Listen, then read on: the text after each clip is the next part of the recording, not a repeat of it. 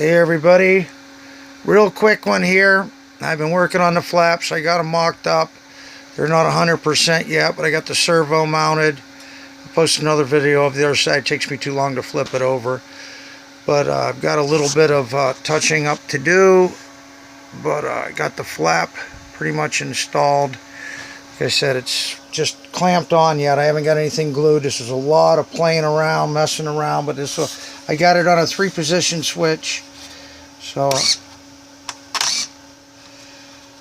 there's the horn coming out the back. I got to do a little bit of adjustment to bring that down a little bit.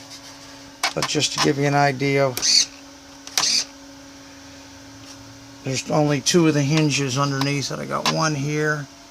The other one is obviously on the other end. I got to put the 2 more hinges in, but I just wanted to see how it would lay in there and just give you an idea of how it's going to look.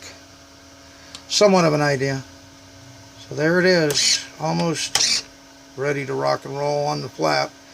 Then moving on to the aileron. Holy moly, what a bear it is trying to get all this stuff lined up correctly. But we almost have a working flap. Alright guys, like I said, just a quick one to show you the flap. Okay, see you later. Bye.